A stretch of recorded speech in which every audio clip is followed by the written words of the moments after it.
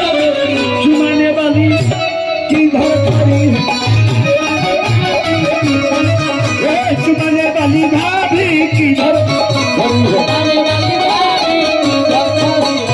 पूरब है बेली पश्चिम चमेली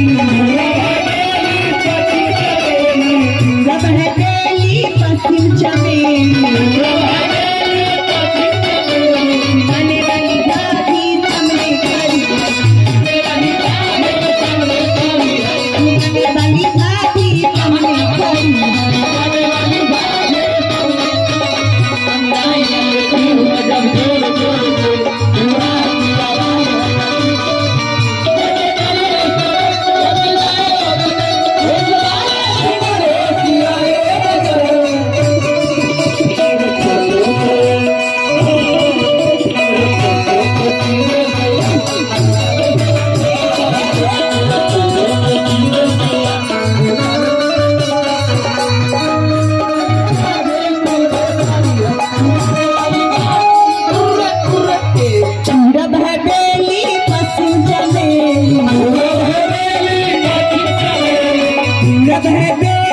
पश्चिम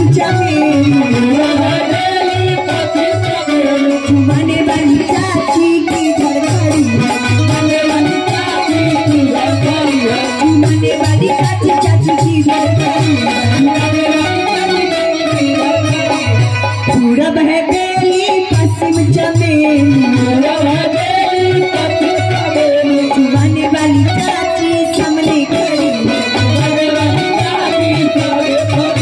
चुमाने वाली चाची सामने खड़ी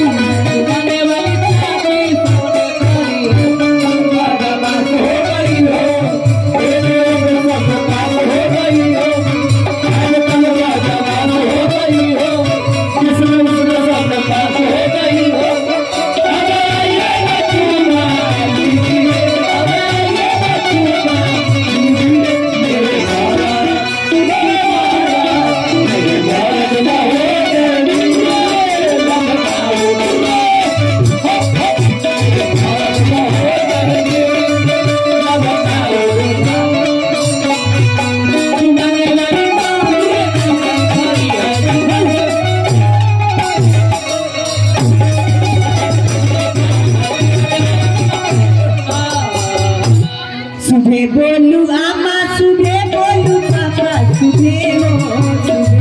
बोलू आमा सुबह बोलू पापा सुबह बोलू भैया सुबह बोलू भाभी सुबह बोलू भैया सुबह बोलू भाभी सुबह आज सुबह के लगे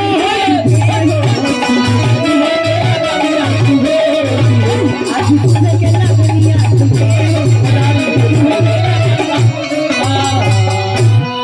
मिला पानी के पत्ता मिला ना अच्छा तो पानी के पत्ता नहीं तो हमें